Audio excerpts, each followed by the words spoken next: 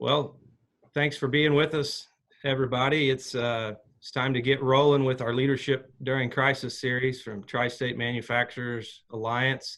Glad to be with all of you. Just a few housekeeping things before we get started here. I want to make sure if everybody could stay on mute, we would appreciate that. I think everyone was muted when they came onto the call. If you have any questions, we do have a chat feature at the bottom. Is at the bottom right hand, I believe. Vicki, you can smack me if I'm wrong there. Use the chat feature to send your questions in. We're going to spend about 45 minutes doing a Q&A session here with Sean Georges, and then we'll try to get to some of the questions from the audience at the end. About the last 15 minutes, we'll wrap things up by 2 o'clock.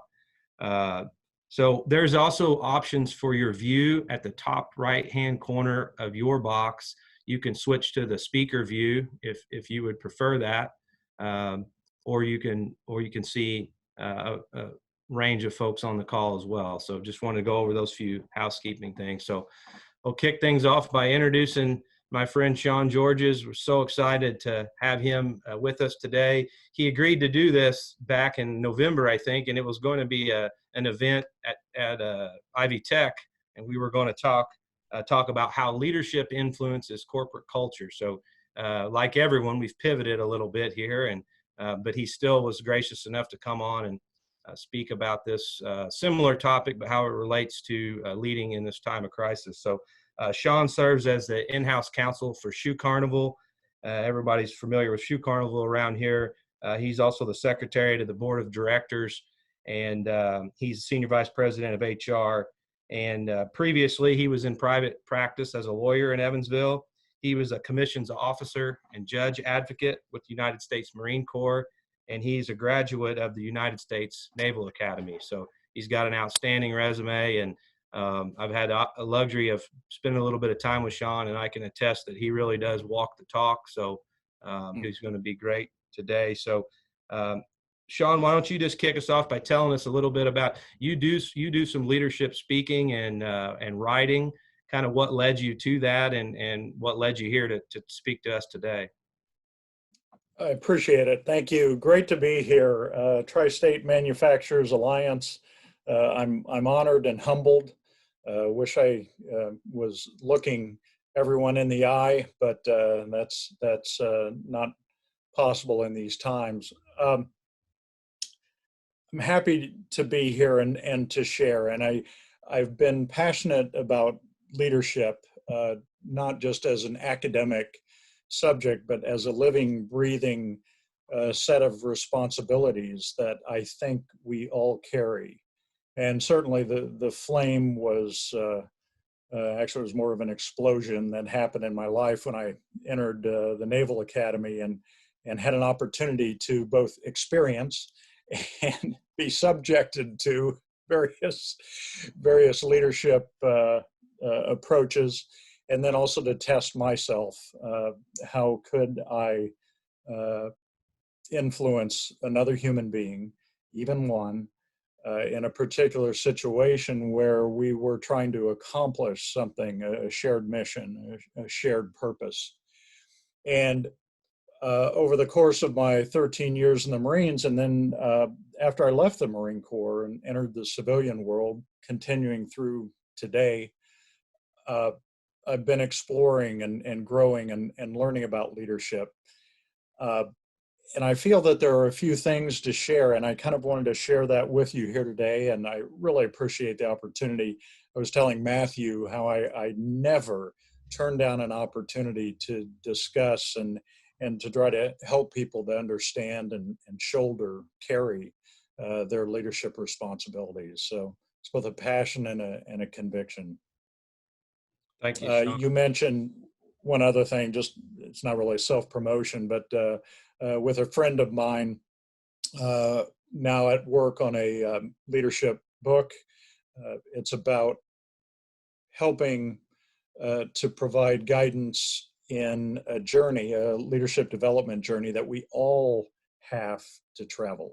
Nobody's going to come along and sort of put that saber on our shoulder and say, you are hereby determined to be a leader, we have to earn that capability. And so the book is about your leadership journey. Yeah. We're really looking forward to that book coming out soon, hopefully, right, Sean? Yes, that's it. I've been saying that for a couple of years. Yeah, it will be with us soon, and hopefully will be worth the wait. Yeah, very good. We'll look forward to that for sure.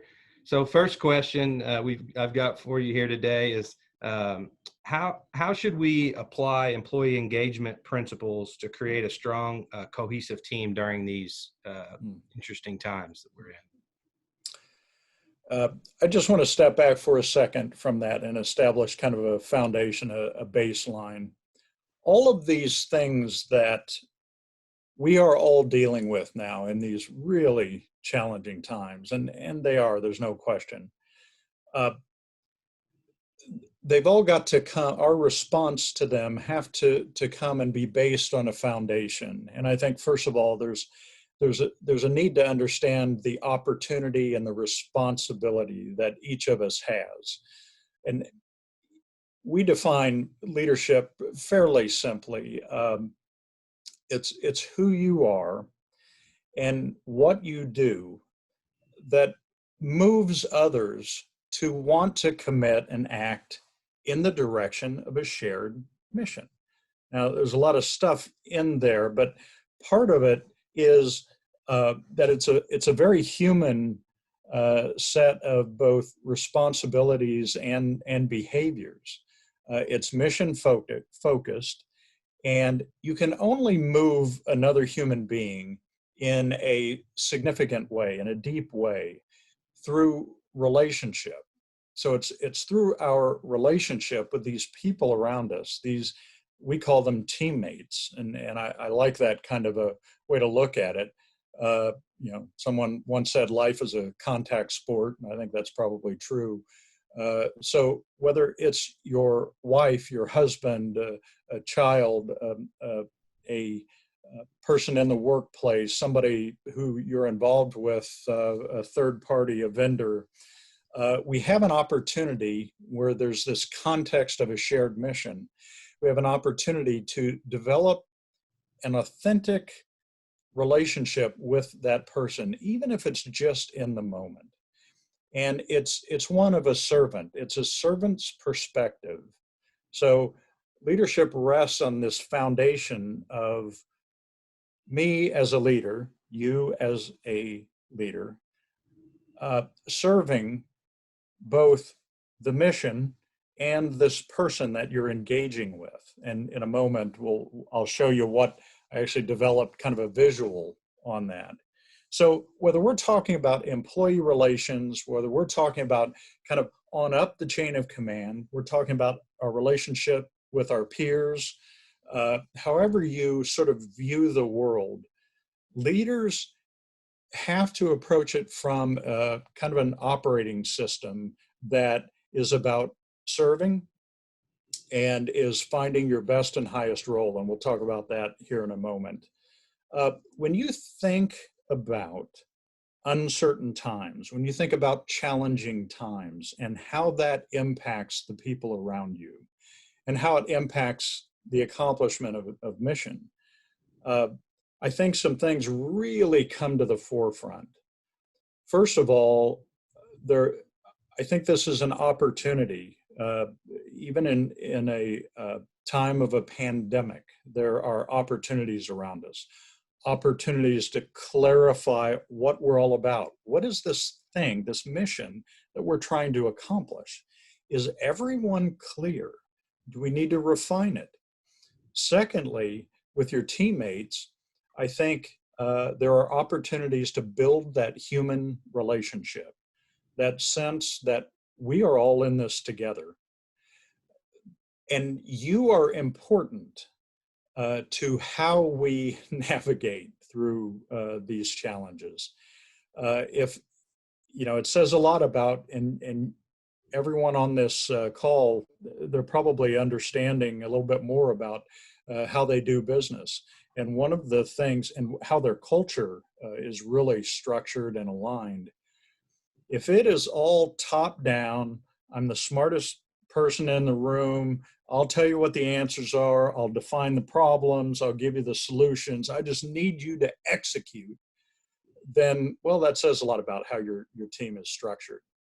This is an opportunity, though, I think, where there is so much uncertainty, to be candid about the things that we know and don't know, to be clear. I think more than ever, our leadership obligation to serve uh, manifests itself in, not making people feel that, hey, it's all going to be okay. We're going to be okay. If that's all you've got, that's probably not enough. What they need to know is, here's where we're at. Here's what we know. These are the dynamics at play, and these are the unknowns. And these are the challenges in front of us. And we need each other in order to navigate through this. So I think it's an opportunity to really build and develop that team sort of approach to how we're going to deal with all of these uncertainties and unknowns. So with respect to employee relations, you've got to kick them up to another level through the use of technology like this, through the use of a phone call, a cell phone. We can't rely on face-to-face meetings so much anymore, and maybe that's not such a bad thing. I think we're finding efficiencies in how we relate to one another now through things like this. But as a leader, your responsibility to these human beings around you is to communicate at an even deeper level. I would say not necessarily more frequently, but remember that communication is a two-way street. We often get busy in the transmitting of information. Hey, let's put a memo out. We need another policy. What's our policy on this? What's going to make sure we get the word out? Get the word out. We also need to listen, and actively. How are our people doing during these trying times? How are they feeling about the unknown? How is that progressing? What are the challenges they see? What are some solutions that they might have and ideas they have? So just to cut to the chase and to answer your question a little more clearly, strong communication as frequently as is reasonable, but don't forget the receiving part of communicating, that other part of the street, really, and checking in, stepping out and checking in on them. Thanks for that answer, Sean. That really kind of answered the next question pretty well, which was how is communicating different during these times? And I think something you and I talked about one-on-one recently was what you just said, and that was that remembering it's two-way communication. I think when we're not actually in person together, that's a little bit more difficult, especially in a senior leadership role where you're communicating to subordinates. We have to really remember that. So I appreciate you pointing that out. I think that's a great point. So and Matthew, just one more thing, not to forget, it's not just the passing of sort of packets of information back and forth. It's also reading and communicating emotion, understanding that people are uncertain. They may even be frightened, either personally or professionally concerned.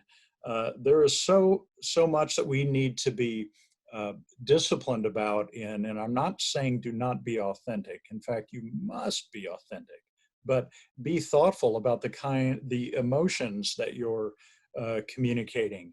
It's we don't want to pretend like we're in Disneyland, because we're not. What we want to be clear, though, is that we are going to get through this. Business may look different. Our relationships with vendors may morph.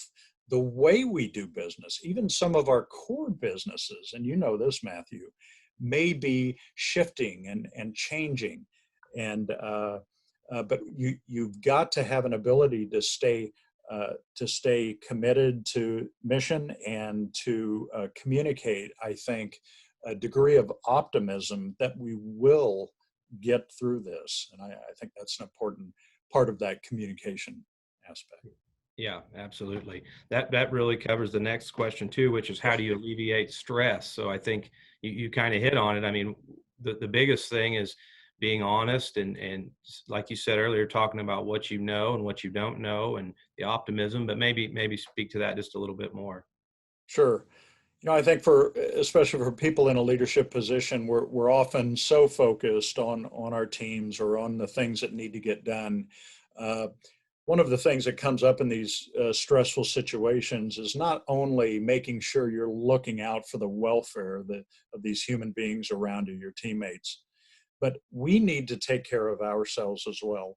And I don't mean that in a coddling way or stay away from stressful situations, but it's the fundamentals. Get your sleep, get some exercise, try to eat well, try to take a little bit of time off and watch the Michael Jordan 10-part series on ESPN or whatever it is. Take some time away so that you can come back and really focus. The people around you, your teammates, are looking to see how you are weathering this storm. Yeah. If you're crumbling under the weight of uncertainty and change, and guess what? That sends a strong message, whether you intend it to or not. And regardless of what kind of words come out of your mouth or through a memo, they're watching how you behave as well. So make sure you're taking care of yourself. Make sure your teammates are taking care of themselves as well and their families. Yeah, thanks, Sean. I shared with Sean yesterday on a call that one of the things I've started doing was I'm fortunate I live close to the office. I'm going home on my lunch break. I used to not do that.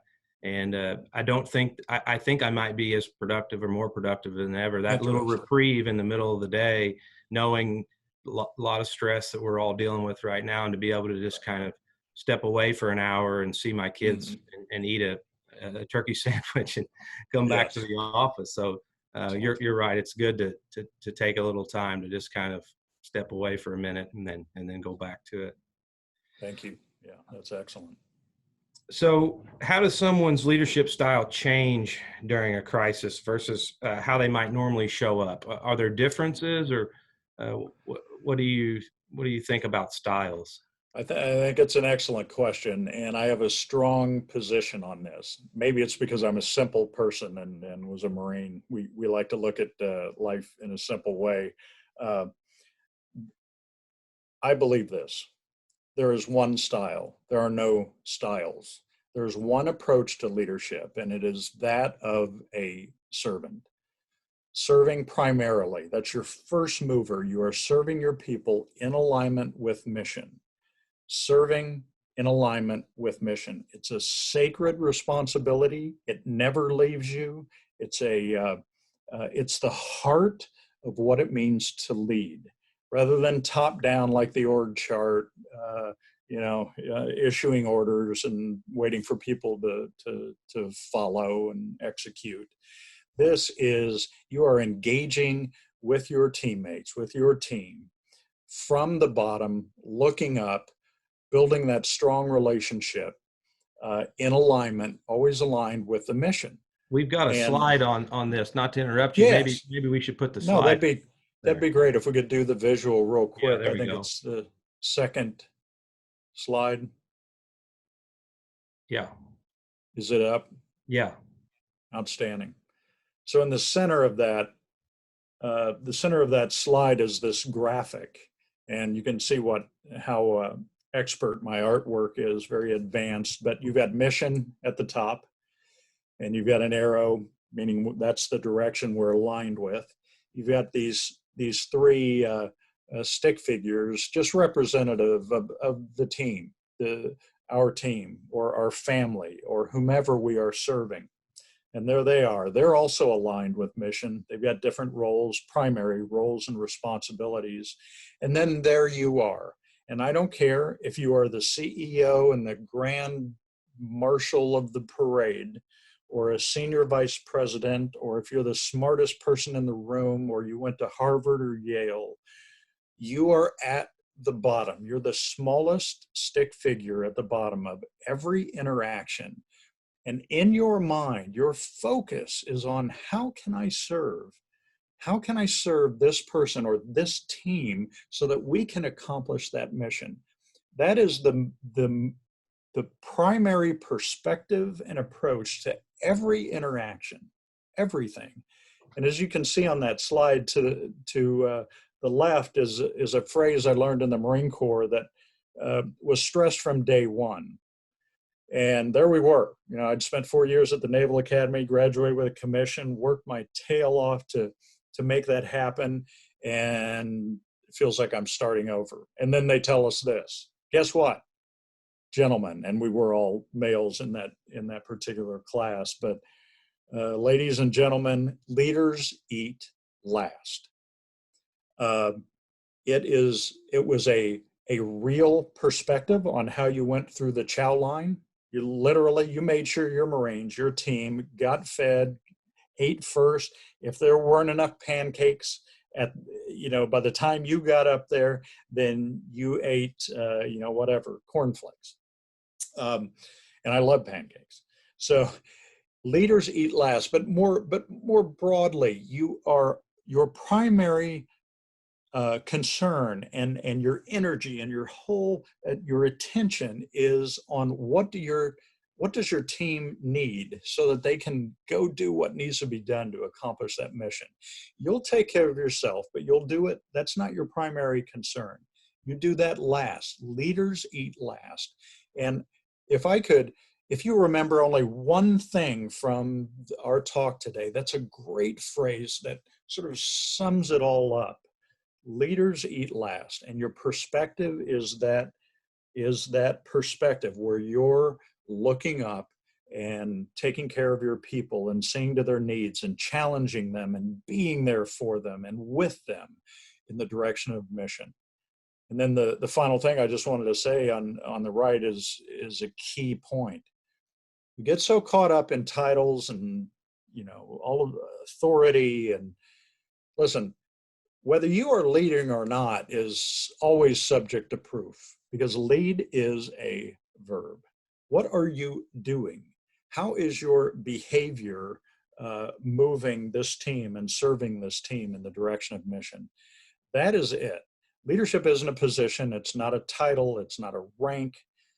There's a huge difference between whether you are leading and whether you are a positional leader. So I think when you keep all of those things in mind, it really, forget about styles. Listen, if we can go to the next slide, because here's the key question and maybe an answer to your. So really the first question is the important thing. You can skip the second half. The first one, if you remember one question, you're going to ask yourself, you're going to look in the mirror and you're going to say, in each of these situations where I have an opportunity to lead, I'm going to ask myself, what is my best and highest role in support of my teammates in alignment with our mission? Now, some people may define, you need to take on different styles, and forget that. The question is about your behavior and your approach. I may need in this situation to lead from the front, to set an example. I may need to get out of the way and let them run. I may need to go and gather information and bring that to the table. We may need more resources. We may need a meeting. We may need to ask the right questions. What is required of a leader in order to serve is you're always asking yourself and trying to determine what is my best and highest role in support, in service of this individual or this team in alignment with our mission. And that's where you've got to be able to discern. And sometimes you're right, sometimes you're wrong, but at least you're heading in the right direction. If you're asking that question and trying to authentically act in service to your teammates, that is the servant leader question. And you can see how all of these things flow together. So you've got the servant leader question, you've got the perspective, you've got this concept that it's not about you, it's about your team in alignment with mission. So leaders eat last, and it's about behavior and actions. And to me, that is the sort of graduate school. That's within 2 slides. That is what I learned over the course of 4 years at the academy and 13 years on active duty and 20 years out here in the civilian world. It really is that simple. Not necessarily easy, but that simple. Excellent. Yeah. You know, that's one of my favorite phrases of all time of the years of knowing you is what's my best and highest role. We've institutionalized that phrase here within our Like it. senior leadership team. And it Nice. does change from time to time, depending on the Yep. scenario. A couple of, a year or so ago, one day my best and highest role was to put my old work clothes on and go out on the shop floor. Nice. There you Particular go. situation. And the next day, my best and highest role might be to get out of the way and let our other senior leaders solve the problem. So, Excellent. right, There you go. great to ask yourself that question and Yeah. pause and think about that. That's one of the best things that I've learned from you. Thank you. Appreciate So, it. Shoe Carnivals, you know, you guys are in the retail business. You joked earlier about you're going to talk to a bunch of manufacturers and you manufacture nothing. So, Yes, we just sell stuff that other people make. Yes. you're in the retail business, a Right. significant amount of which is brick and mortar retail.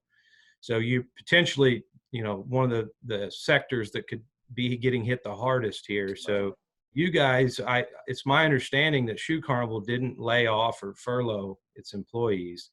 And we'd like to hear a little bit about that. You know, a lot of Sure. retailers are doing that right now, and really extraordinary to hear that. So tell us a little bit about that decision and how that's going. Happy to, yes. So Shoe Carnival has about 390 stores across 35 states, about 5,000 employees to include a corporate headquarters and central distribution center. And our model, as many of you know, and you may either love or not love going into a Shoe Carnival store, I hope you love it, but is the focus really is brick and mortar. Well, this thing comes along, and suddenly you've got an entire shutdown of a retail brick and mortar model of retailing that to say, and I'm sure many of you face similar kinds of situations. I mean, it was one day we're on set, next day the lights are out for a certain period of time. The way our model worked, what we were doing is within our stores, we were basically using each of our stores as sort of a mini distribution center as well. Employees would come in the morning, they would take e-commerce orders that were kind of in that geographical area, get them to FedEx and get them on their way. So we sort of had the baseline of a distributed e-commerce model going on. What we decided, because we knew at some point we have got to come out on the other side of this pandemic, we committed early on, and it turns out it was the right thing to do. First of all, we value. So one of the things leaders try to do is walk the talk. You try to live the value, what you value.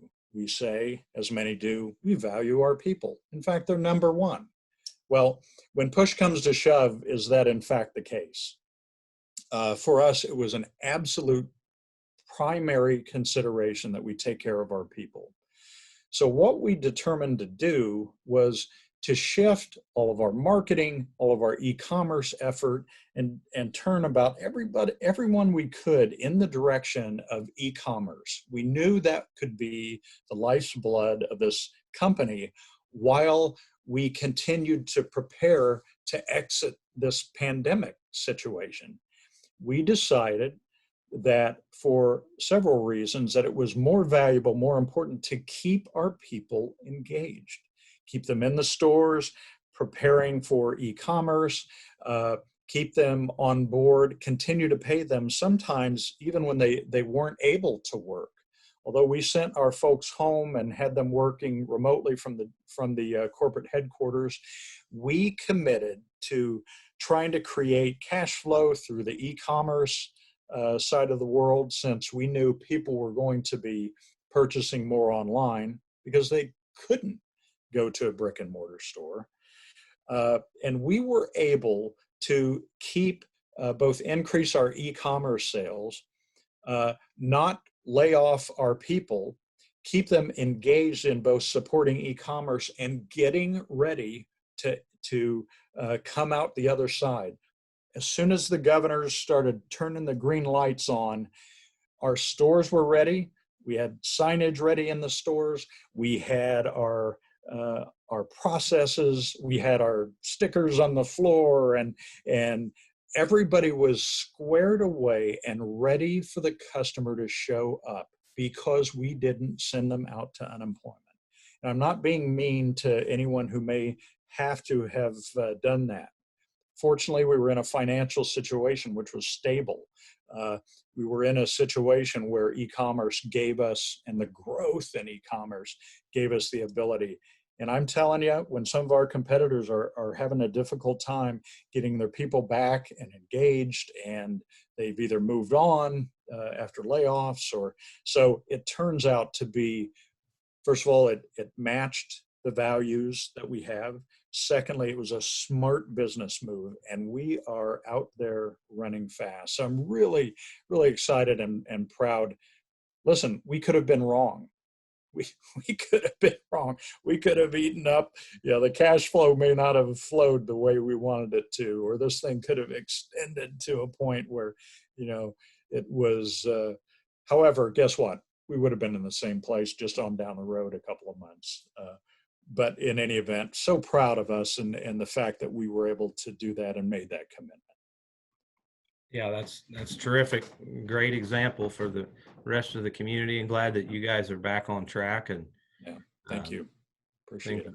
Going well. So, so with so many concerned about resurgence of COVID-19 in the fall, what do you all, what's your strategy to remain viable? Especially, the holiday season's probably important to your year for the buying season, Yes. and Yes. looking ahead to those kinds of things. What are you all doing to get prepared? What are your thoughts around the potential of it coming back around? Yeah. That's a great question. Also gets to, I think, a leadership responsibility, which is to stay close to reality. Nobody knows, right? No one knows if there's, there are theories that the fall or winter could bring a resurgence. We do not know, simply do not know. But what do we have to do? Let's get ready. Let's get ready for the best case scenario, and let's be prepared for the worst case scenario. I think, like many employers, many of the folks on this call, they have been through a battle, and we've all learned a lot. I think we've got employees across our chain, as I know everyone else does, that hey, we may have to step back into sort of an earlier phase, or we may have to shut down or limit operations in a particular region or area of the country.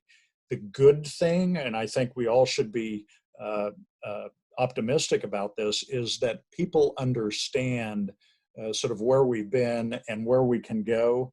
I think everyone's leaning forward, but if we have to dial it back and need to make sure we're keeping both customers, employees safe by either limiting the number of people in a store, or perhaps closing some stores in some regions should it kick up, we'll be able to do that.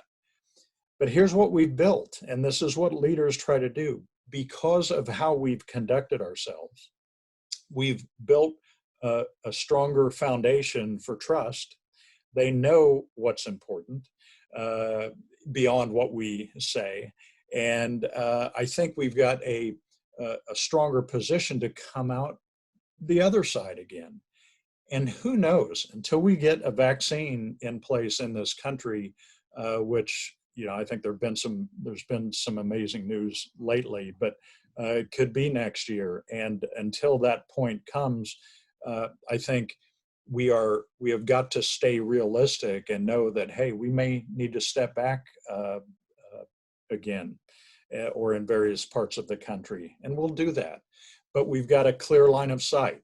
We're going to serve our people in the direction of mission, and we will adjust. So I think leaders have to be clear-minded about what can come, but ultimately optimistic. Yeah, very good. Thank you, Sean. So more of a manufacturing practical type question here. Have you guys seen any disruption in your supply chain? Yes. Has anyone not seen any disruption in the supply chain? Yes. I think this is, and maybe this is one of the interesting things about this whole situation.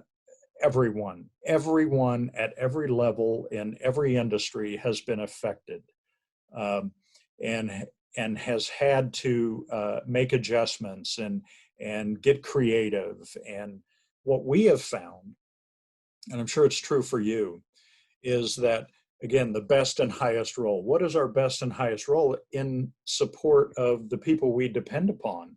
Our supply chain partners, the manufacturers, the Nikes, and those entities that make this product that we sell.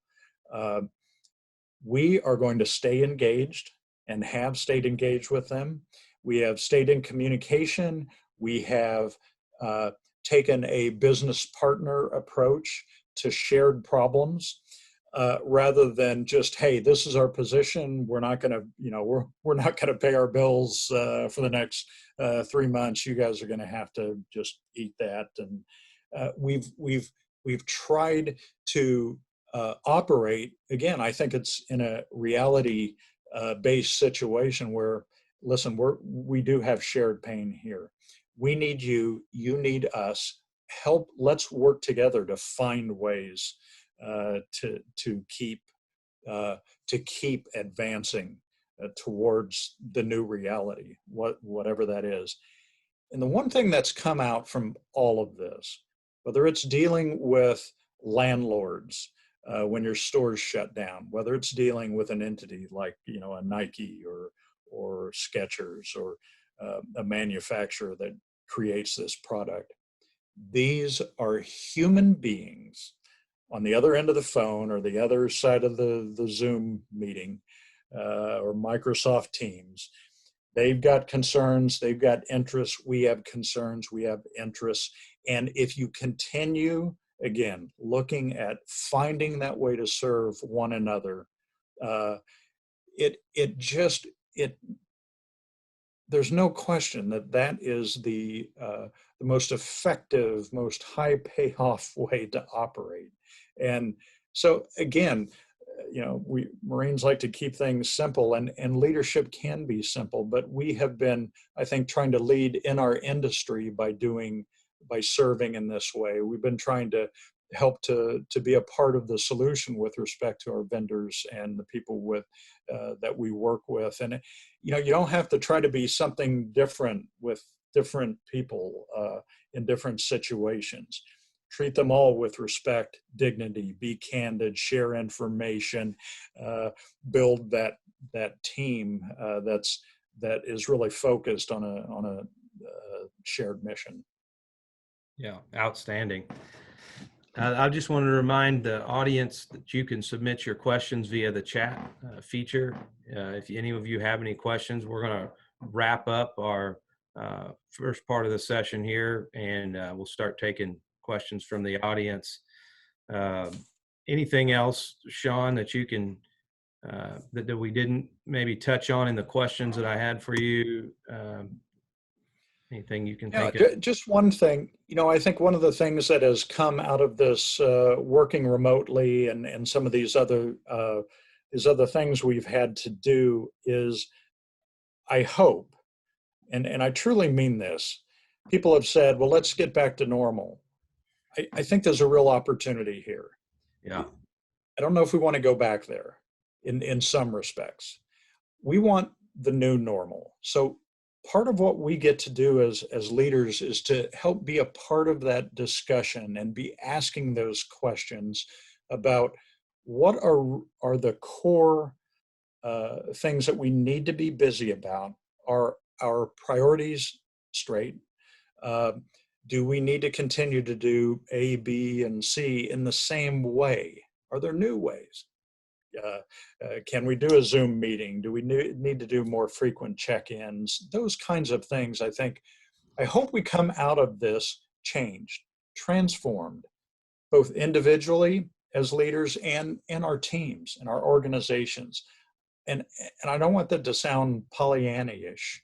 That there is a real opportunity here, I think, to kind of reset the table and come out stronger and perhaps more focused and more servant oriented, more mission focused. And maybe we can shed some of the things that we were so busy about and so focused on. This has been a time to get, I don't want to say back to the basics, but maybe more on mission. I love that phrase, being on mission. Yeah, I'm so glad you touched on that. That's been near and dear to my heart. A practice I started a couple of years ago was sometimes even on New Year's Day, but within the first day or two of the year, I'll print my calendar out 1 week at a time, and I'll actually go through and look. I keep a pretty good calendar, and I'll use different color highlighters for the things I want to do more of and the things I want to do less of. And I'm going to institute that same policy here mid-year, sort of the post-COVID era that we're all talking about. But because it brought a new perspective to all of us, and I want to look at that again through a new lens, so to speak. And one of the things we've instituted as a leadership team and a business is after these quarterly TSMA events, where we're typically going on site to USI or Ivy Tech or what have you, we'll come together over a box lunch or a Subway, and we'll debrief the meeting. And I think we should be debriefing what we've went through. It's easy to all put our heads down and go through this COVID crisis, and then come out the other side and just march on, instead of coming together as a leadership team and saying, hey, what did we learn that we're really strong here? We've got some challenges here. What do we not need to do that we really thought we needed to? And turns out we don't need to do that after all. And how are we going to change our business going forward? That's excellent. Something we all should be thoughtful about doing. It'd be real easy to just sort of slowly go back to normal and never took that moment in time to debrief what we went through. Absolutely. This is a gift. So let's all take this opportunity. Just a tremendous opportunity. And don't just try to do it inside, your own head. Involve your team. Involve them. It's a great opportunity to continue to build and to get better solutions. Excellent. Thank you. Well, I've got a couple questions from the audience here, so we'll get into those questions. So the first one is, did Carnival perform any business continuity test exercise prior to the pandemic? Is that something that you all had talked about or exercised? Yes, every publicly traded company has a certain level of obligation to make sure their systems can survive, a catastrophe, a fire, or, destruction of a headquarters, or those kinds of things. So the answer to some degree was yes. However, nobody saw this coming, and I know you all would agree with that. This was because it didn't just hit a facility or shut down a piece of, it wasn't just the distribution center, it wasn't the headquarters, it was a massive shutdown of an entire way of doing business. I think it's impossible to really prepare for all of those scenarios. However, the systems were solid. We had never worked remotely. Literally sending every single human being out of our old 200 30 of them out of our corporate headquarters before, and would that system work? So there was some quick ramp up back in March as we sort of thought this is a possibility. So we jumped on that, made sure our systems were up and running from an IT perspective and from a communications perspective. But yeah, I don't think any of us really had the opportunity to truly prepare at the level we would have, but we're prepared now.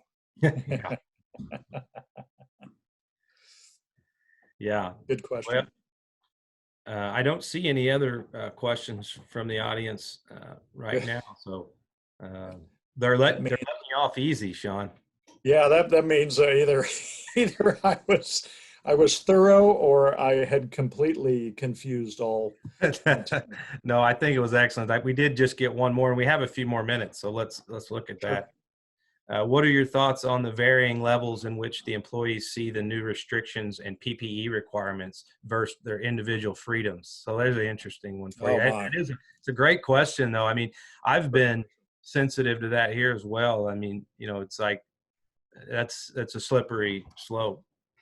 It is, and we'll stay out of the whole politics of all the things. It's funny. We had a discussion this morning about when we reopen our headquarters, what is our policy going to be on masks, on people wearing masks within the building? And there was a lot of, there are a lot of aspects to that. First of all, what is the science behind it? Well, as you know, when I wear a mask, I may feel like, oh, that's saving me from my environment. I'm untouchable. In reality, my mask protects others from me, and that's it. But one of the things we talked about was the sense of safety from people who are required to wear masks in the headquarters, and sort of that human element of what signal does that send. And in any event, and also to add to all of this has been kind of a shifting message between, from the CDC and others: wear masks, don't wear masks. I can tell you some states require them, some states do not. Some states require them of retail employees and not customers. Some require, customers, not employees. It's just all over the board. So I think what you want people to be able to understand is, listen, they're available. We can make them available to you if you're more comfortable wearing them. The key thing that we've learned, or at least we're told from all of this, is maintain social distancing, 6 feet, and that is, and don't be near or around someone who has symptoms related to that. So yeah, great point. I think companies are going to have to decide based on what they're doing and what the comfort level is among the employees as to what position they want to take on that. One of the great things about southwestern Indiana and this region is when you look across the United States, we've got a fairly low level of the of this COVID out there in the community, relatively speaking. I'm not saying it doesn't exist and is not a concern, but that has also, I think, entered into our thinking on that. But be aware of what people are thinking and feeling as we go back into this new normal. Yeah. Well, thank you. Thank you very much, Sean.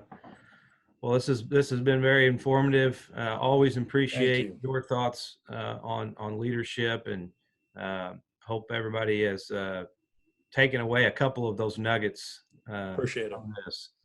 Leaders eat last. What's my best and highest role? A couple of really good nuggets there. So appreciate it. Thank you. Thank you, Dorothy. I haven't forgot anything, have I? Dorothy keeps my butt in line. Well, I want to thank everyone for being here, but I want to remind everyone that TSMA is still planning and looking for ways that we can continue to serve our membership. We're still trying to do what we can with the peer groups. We are still going to be looking for our third quarter event on Lean to happen. It may be a different look and feel than what we're used to, but we're all getting used to a different look and feel, so it'll be fine. Please watch your newsletters that we're sending out through TSMA. And also we're starting to add a mid-month COVID update. And what it is an opportunity for you to share what your best practices are and how you've been dealing with this so that other people can learn from you. We just went out, it was about Anchor and, some information in there, and hopefully you will get an opportunity to see that. If you didn't, it does come from the TSMA. So if you have any questions about that, get in touch with me. And if you have Vicky's email, and if you don't have mine, you can email Vicky and just, ask her to get us connected, and she'll do that for us. So continue to watch for us, and we'll be continuing to try to help you guys. Yeah, absolutely. Thank you, Dorothy. That's why I asked, because I'm always forgetting or messing something up. And